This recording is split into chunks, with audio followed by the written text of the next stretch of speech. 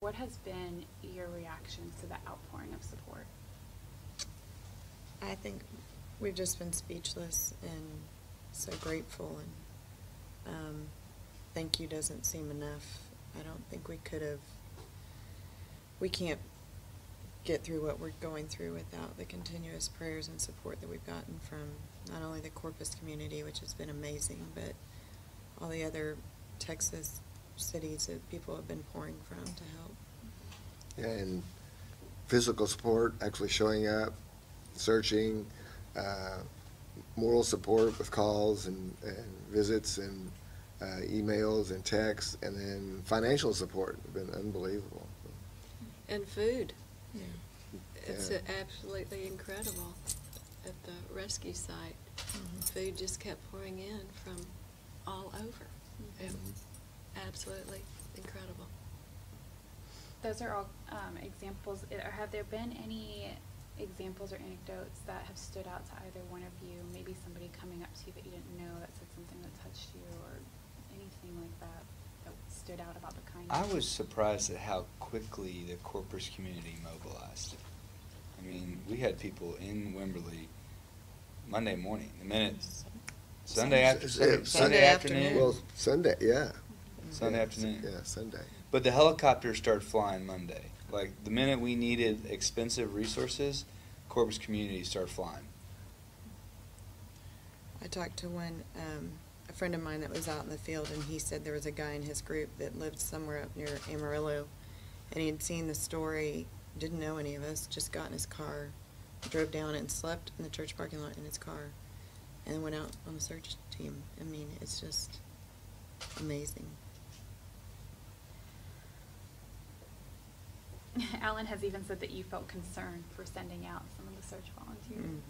I started to get anxious about, we didn't want to create an incident within the incident, so I really was worried about safety of, a lot of our friends and family were out there, and strangers, so we did not want any, and I think it's a pure miracle that so many people went out, and we haven't, other than maybe a few scratches, I don't think we've had any problems yet. Can you talk as much as you're comfortable about what you're leaning on during this time? I'm leaning on, first and foremost, all my friends and family that have just constantly been there for me, and my husband, who's been a rock.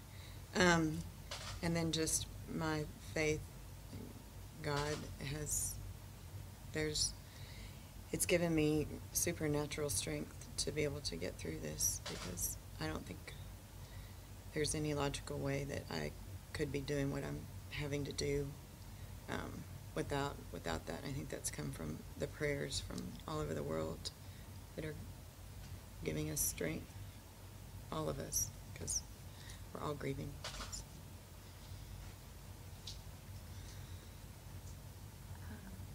Is there any particular Bible verse or hymnal or prayer that you've turned to maybe more often?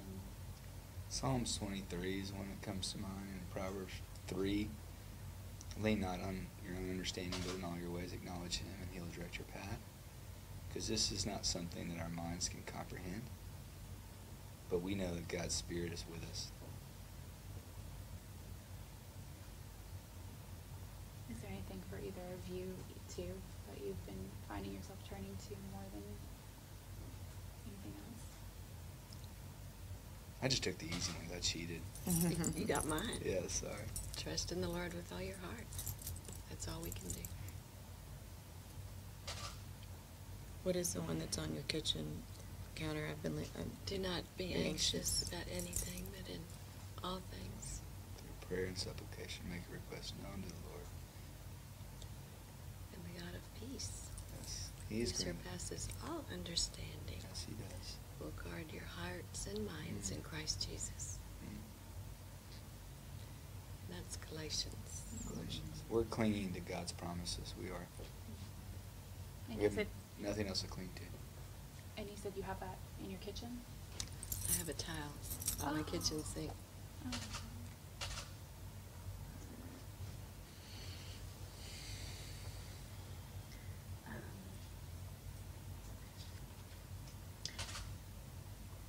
Kristen, can you tell me a little bit about faith in your family growing up? I was thinking about this the other day. I feel like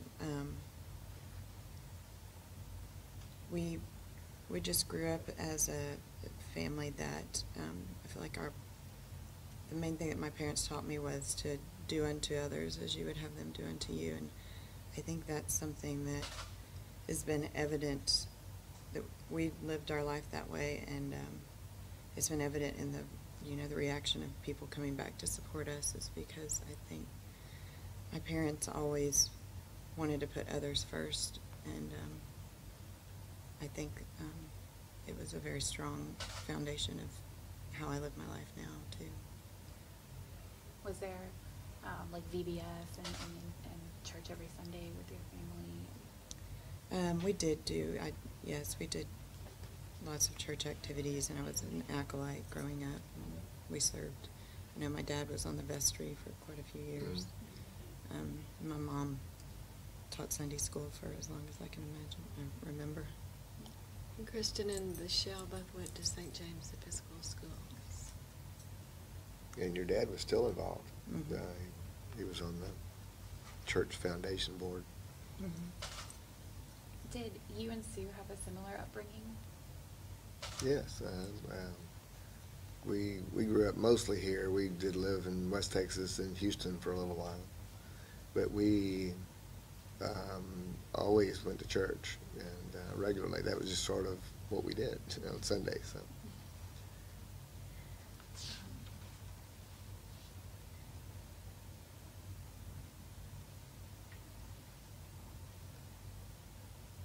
We've heard wonderful stories about each of the family members.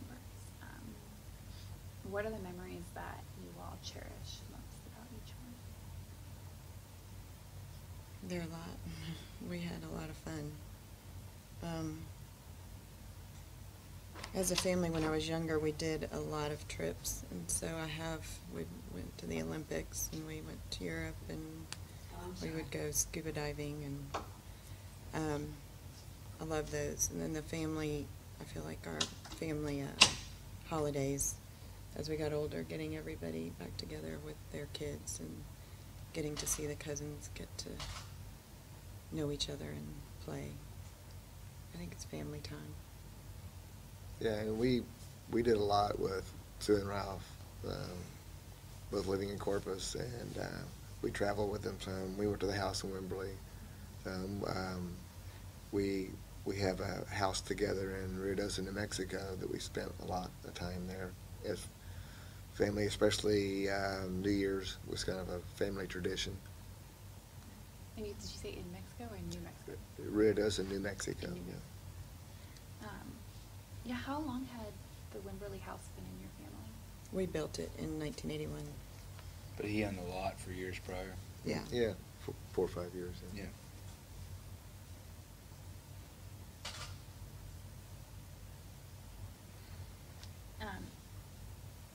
How would you describe first your sister? She never met a stranger and was just always cared about what everyone else. She was just very loving. She would take an interest in just about anybody who walked in her path. I mean, even from people who served her at a restaurant, she would know their name by the end of it and probably give them a hug on the way out. That's true. Mm-hmm. She has lots of friends. She's very outgoing.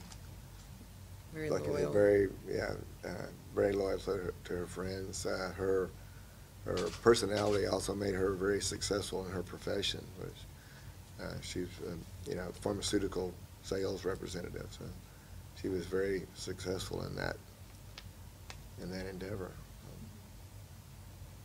And how would you describe Ralph and Sue? Fun-loving. Our house was always open growing up to anybody. I feel like we had a really large extended family that were friends that just, they they had a great marriage. They were a good testament of growing old together, and they just really enjoyed being with just each other. They did trips by themselves all the time,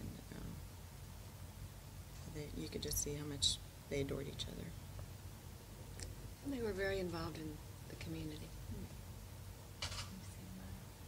It was interesting too. On that note, we would go back in our archive photos to see great photos of them, and we had quite a few actually. I mean, more than you usually expect. We were surprised, and from the cattle bearing balls and everything that they were involved in.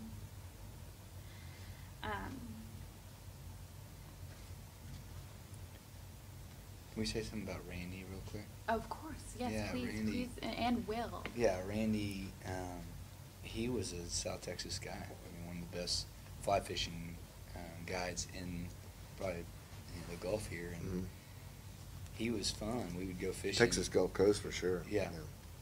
I'd go fishing with him, and he would see the fish and outcast me on purpose. He was a turkey, but loved outdoors.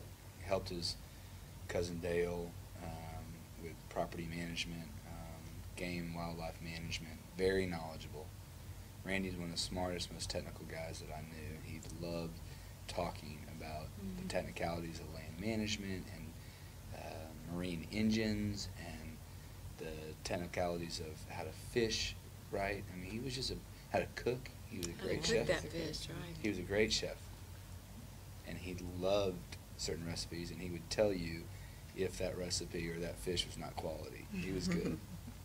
Not personally, but he was just, he's just a good guy. He was also very much a conservationist, even though he was a fly fisherman, but it was, if you went in his boat, it was catch and release. You didn't keep anything, so. Oh, really? Yeah. So it sounds like you all were a very close family with every extended family member and everything. Yeah. A lot of family activities together. All the time. Is there something you were going to add? I'm sorry. Just that we were so blessed. And we still feel God's presence now. How so? Just God redeems every circumstance, and He's redeeming these tragic, horrific, disastrous circumstances in a gazillion ways. The outpouring of love, the community, my relationship with Mike and Julie is always, just in the last week, I've grown to love them like my own parents, and so we're finding the good in this because God's showing us the good in it. So it's hard though. It's hard. Yeah, you made a comment maybe last Wednesday that if you don't believe in God, all you have to do is show up here. Yeah, because there He is. He's working. He's evident.